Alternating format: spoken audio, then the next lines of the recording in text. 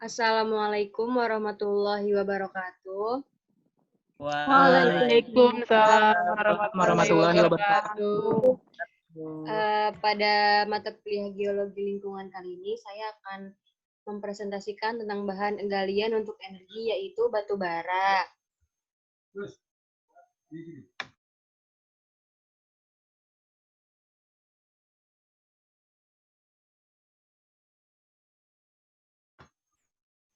Maaf guys. Selanjutnya yaitu udah muncul belum sih? Batu bara adalah salah satu bahan bakar fosil yang berasal dari batuan sedimen yang dapat terbakar dan terbentuk dari endapan organik. Utamanya adalah sisa-sisa tumbuhan dan terbentuk melalui proses pembatubaraan. Unsur-unsur utamanya terdiri dari karbon, hidrogen, dan oksigen. Batu bara memiliki sifat-sifat fisika dan kimia yang kompleks yang dapat ditemui dalam berbagai bentuk. Lalu ada dua teori yang menjelaskan proses pembentukan batu bara. Yang pertama ada teori in situ, yakni bahan-bahan pembentukan lapisan batu bara terbentuknya di tempat di mana tumbuh-tumbuhan asal batu bara itu berada. Dengan demikian, setelah tumbuhan tersebut mati, belum mengalami proses transportasi, tertutup oleh lapisan sedimen dan mengalami proses qualification atau pembatubaraan. Lalu ada teori brief. Bahan-bahan pembentuk lapisan batu bara terjadi di tempat yang berbeda dengan tempat asalnya. Dengan demikian, tumbuhan yang telah mati terbawa oleh arus air dan berakumulasi di suatu tempat. Selanjutnya ada proses eksploitasi batu bara. Yang pertama ada pembersihan lahan atau land clearing. Maksudnya ini adalah kegiatan yang dilakukan untuk membersihkan daerah yang akan ditambang, mulai dari semak belukar hingga pepohonan yang berukuran besar. Nah, alat yang biasa digunakan itu bulldozer. Lalu ada pengupasan tanah pucuk atau topsoil. Nah, maksudnya ini pemindahan tanah pucuk untuk menyelamatkan tanah tersebut agar tidak rusak sehingga masih mempunyai unsur tanah yang masih asli. Sehingga tanah pucuk ini dapat digunakan dan ditanami kembali untuk kegiatan reklamasi. Tanah pucuk yang dikupas tersebut akan dipindahkan ke tempat penyimpanan sementara atau langsung dipindahkan ke timbunan.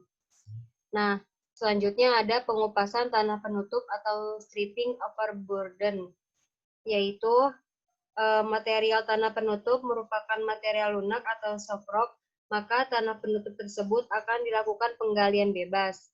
Bila materialnya merupakan material kuat, maka terlebih dahulu dilakukan pembongkaran dengan blasting, kemudian dilakukan kegiatan penggalian. Selanjutnya ada penimbunan tanah penutup, yaitu kegiatan ini memindahkan material bongkaran dari alat gali dari point loading ke tempat penumpukan atau pembuangan yang telah direncanakan atau disebut disposal.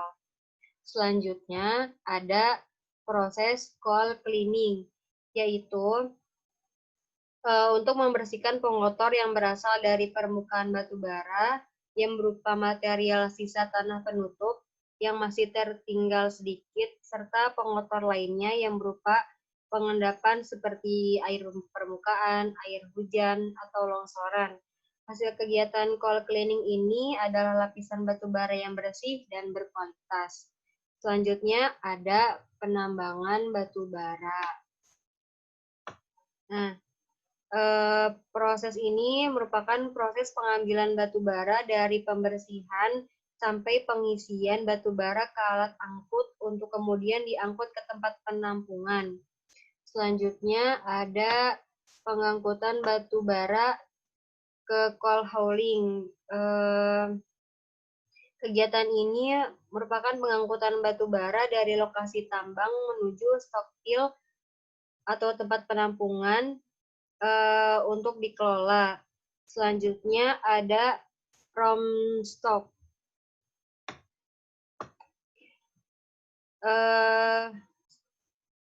Atau stocking di rom tambang.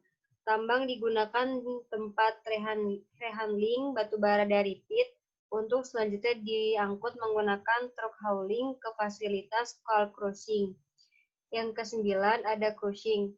Adalah proses pemecahan batubara dari ukuran besar menjadi ukuran kecil. Alat untuk pemecahan batubara ini crusher. Proses crushing ini harus mempertimbangkan yang proses kerja efektif dan efisien dan produktivitas yang maksimal. Lalu ada stockpile. Stockpile ini berfungsi sebagai penyangga antara pengiriman dan proses, sebagai stok strategis terhadap gangguan yang bersifat jangka panjang atau jangka pendek. Stockpile juga berfungsi sebagai proses homogenisasi atau pencampuran batu bara untuk menyiapkan kualitas. Selanjutnya ada tahap preparasi. Tahap preparasi ini merupakan proses pemisahan batu bara menjadi bersih dari pengotornya.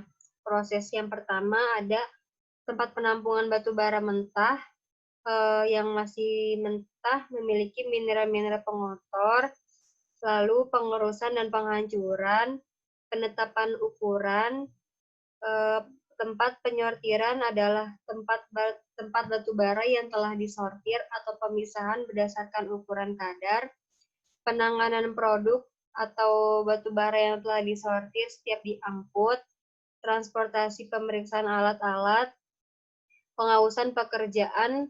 Dalam preparasi yang paling utama adalah pemisahan, sedangkan kegiatan yang lainnya hanya untuk membuat pemisahan menjadi lebih efektif. Bodoh amat.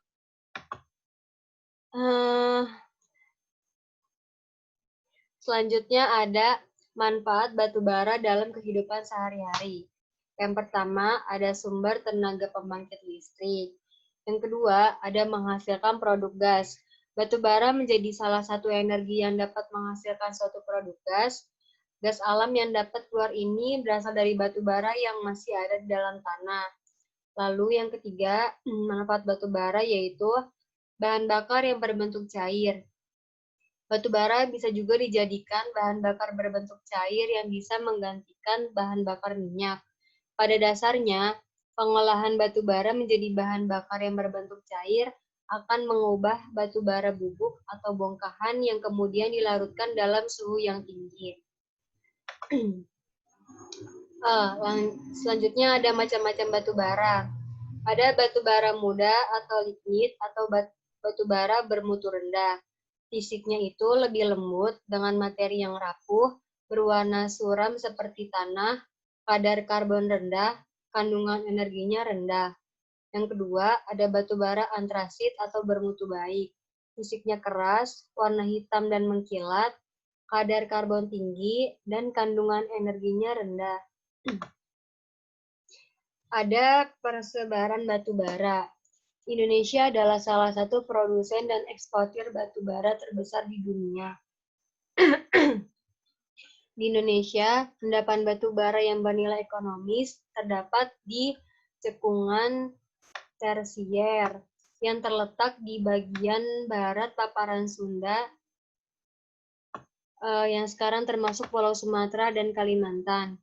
Pada umumnya, endapan batu bara ekonomis tersebut dapat dikelompokkan sebagai batu bara berumur Eosen atau sekitar tersier bawah, kira-kira 45 juta tahun yang lalu, dan Miocene atau sekitar tersier atas, kira-kira 20 juta tahun yang lalu menurut skala waktu geologi.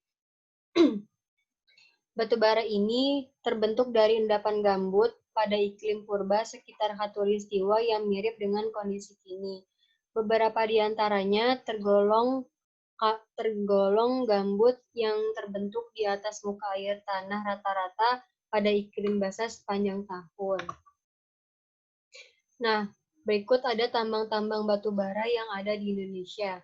Yang pertama ada di Tambang Ombilin. Tambang ini terletak di dekat Kota Sawalunto, Sumatera Barat, sekitar 70 km dari Kota Padang. Tambang ini merupakan salah satu tambang batu bara tertua di Indonesia. Lalu ada tambang Tanjung Enim. Tambang batu bara Tanjung Enim adalah tambang batu bara yang berlokasi di Kabupaten Muara Enim, Provinsi Sumatera Selatan. Tambang ini memiliki cadangan batu bara sebesar 6,36 miliar ton batu bara. Lalu ada tambang Kutai Timur. Tambang batubara Kutai Timur adalah tambang batubara yang terletak di Kabupaten Kutai Timur, Provinsi Kalimantan Timur. Tambang ini memiliki cadangan batubara sebesar 2,73 miliar ton batubara, salah satu cadangan batubara terbesar di Asia dan dunia. Lalu ada tambang Paringin. Tambang batu bara Paringin adalah tambang batu bara yang berlokasi di Kalimantan Selatan. Tambang ini memiliki cadangan batu bara sebesar 300 juta ton batu bara. Lalu ada tambang pasir. Tambang pasir ini berlokasi di Kalimantan Timur. Memiliki cadangan batu bara sebesar 1,38 miliar ton batu bara. Lalu ada tambang Sangatta. Tambang ini berlokasi di Kalimantan Timur juga, memiliki cadangan batu bara sebesar 3,6 miliar ton batu bara. Lalu ada tambang batu bara Wara. Terletak di Kalimantan Selatan, tambang ini memiliki cadangan sebesar 2,06 miliar ton batu bara. Nah, menurut harga batu bara yang bersumber dari Kementerian Energi dan Sumber Daya Mineral di tahun 2019 yaitu sekitar 64,80 US dollar di bulan Oktober. Di bulan November 2019 itu memiliki kenaikan sebesar 66,27 US dollar. Di bulan Desember memiliki kenaikan juga sekitar 0,3 yakni menjadi 66,30 US dollar dan mengalami penurunan di Januari 2020 menjadi 65,93 US dollar per tonnya. Cukup sekian presentasi dari saya. Silakan jika ada yang ingin bertanya. Dibuka sesi tanya jawab. Bil mau nanya, Bil. Ya, nanya apa, Dir? Jadi waktu itu saya pernah baca artikel. Di artikel itu menyebutkan bahwa jumlah batu bara itu ternyata sudah sangat sedikit gitu. Nah, bahkan di artikel itu disebutkan bahwa batu bara itu merupakan sumber daya alam yang hampir punah. Nah, menurut Nabila, kenapa batu bara bisa sampai dikatakan hampir punah gitu? Langsung dijawab aja ya. Jadi, kan batu bara ini terbentuk dari fosil-fosil ini nih.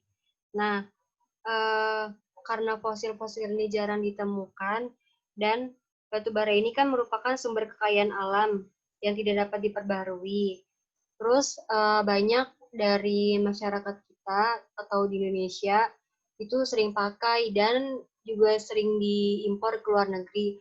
Jadi dari hasil pemakaian atau pengambilan yang terus-menerus ini menyebabkan batu bara akan habis lama-lama, seperti itu yang saya tahu. Terima kasih, Bi. Ada lagi yang mau tanya? Radin, jadi mau nanya nggak? Radin nggak ada ya? Kan ada yang kata nggak ada suaranya. Emang ada suaranya? Udah.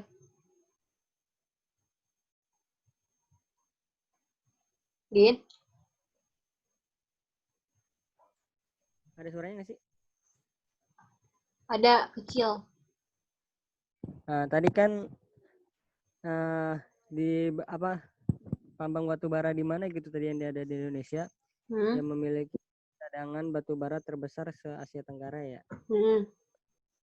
kan berarti cadangannya kan banyak banget dan berpotensi sekelar pasca tambangnya itu berarti bakalan terjadi penurunan muka ini dong, permukaannya dong. Karena drastis.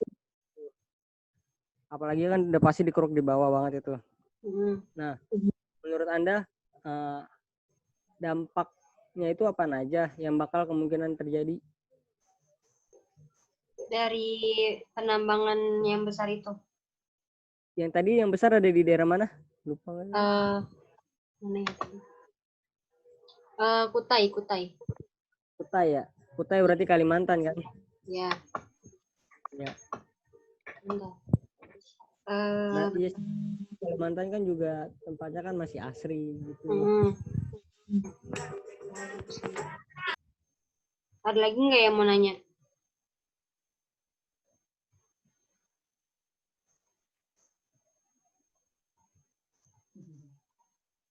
Ini dampak dari pertambangan itu atau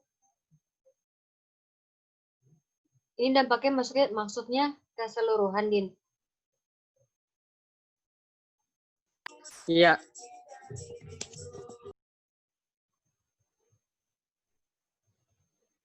Iya. Iya, entar dulu. Ya udah berapa menit ya? Kalau mau lihat menit di mana ya?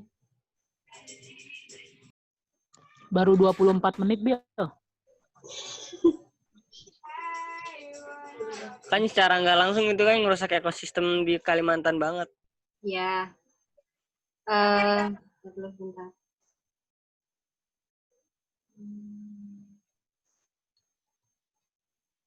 Sebentar ya, Din. Atau mungkin pertambangannya dibatasin gitu, apa enggak, apa dikeruk sampai habis, apa gimana? Apa bakal jadi Freeport kedua ya kan yang bakal dikeruk sampai parah banget begitu? Kalau itu sih kayaknya enggak ya. Kalau batu bara. Oh iya. Terus kayak gimana? Nah, kalau dari tambang batu bara ini sendiri tuh yang pasti kan ngeganggu aktivitas masyarakatnya. Lalu bisa terjadi juga pencemaran air. Karena kan batu bara ini menghasilkan asam sulfat. Nah, kalau asam sulfat ini sampai ke sungai-sungai atau ke aliran air, pastinya bakal membunuh biota laut. Terus kalau misalnya ada yang misalnya di sungai itu warga pakai untuk mancing ikan. Nah, otomatis kan ikannya bakal terkontaminasi atau termakan dari hasil batu baranya ini kan. Nah, itu juga kalau dikonsumsi sama masyarakat pastinya nggak sehat. Terus juga ada pencemaran udara. Jadi kalau dari proses pertambangan ini tuh udah pasti mempengaruhi udara sekitar sih. Jadi lebih merusak ke paru-paru. Kalau terus ada pencemaran tanah. Pencemaran tanah kayak yang tadi Radin bilang ada penurunan muka tanah. Terus ada apa ya? Merusak vegetasi yang ada juga di lingkungan sekitar. Karena kan tambang ini menghasilkan apa ya gas metana atau unsur-unsur lain yang kurang baik itu untuk lingkungan. Nah, ada juga dampak lainnya apa ya? Oh iya, kan sisa-sisa sampahnya itu dari yang batu bara biasanya dibuang gitu aja sama penambangnya. Kalau emang mereka nggak bertanggung jawab. Nah, biasanya itu lebih ke lingkungan sekitar sih, balik lagi. Jadi kalau misalnya pengelolaan dari perusahaannya itu sendiri nggak ngelola tempat pembuangan yang baik, otomatis bukan cuma masyarakat aja yang kena, alam juga, dan makhluk hidup pun yang lain bisa kena juga. Udah gitu sih. Berarti nggak ada pembatasan ya? Enggak ada. Tambangnya itu ya? Oh, berarti Jadi kemungkinan lebih ke bakal pengelolaannya gitu loh. iya, berarti bisa jadi kemungkinan kayak Freeport kedua ya, gitu ya? Iya. Ah, ya udah, makasih. Ada lagi yang mau bertanya? Ayo dong nanya.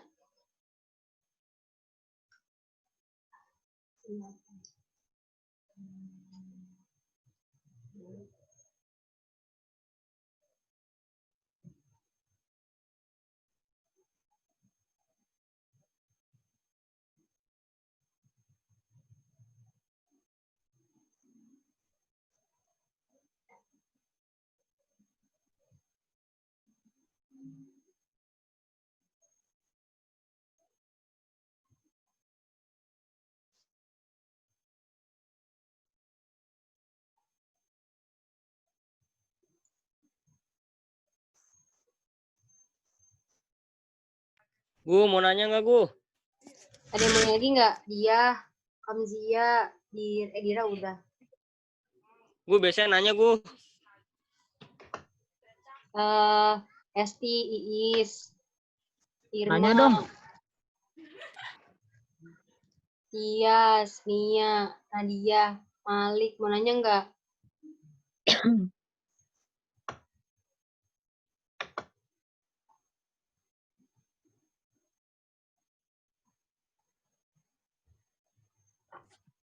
Nabila mau nanya dong. Ya. Itu yang dimaksud dengan terbentuk melalui proses pembatubaraan itu, proses pembatubaraan itu maksudnya gimana? Yang mana?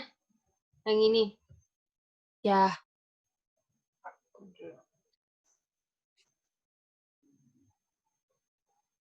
Melalui proses pembatubaraan. Terus proses pembatubaraan itu gimana gitu? Proses pembatubaran ini kan atau qualification yang tadi udah jelasin ya.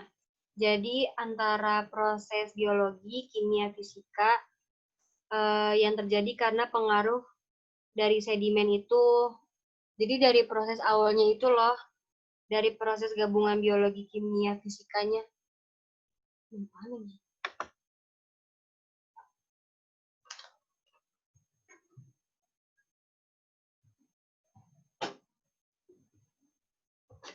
Iya kayak gitu Irma. Kenapa? Oke, Bill. Oke, Bi. Ada lagi nggak yang mau tanya? Waktunya udah berapa menit ya? Mana sih lihat menit? 30 menit 26 detik. 10 menit lagi ya? Udah sih, kan yang di-upload ke YouTube cuma 20 menit ya? Bukan 40. Bisa 2 jam juga bisa kalau mau. Ya. Coba tanya yang lain. Kalau gue salah. Iya, yang di-upload cuma 20 menit.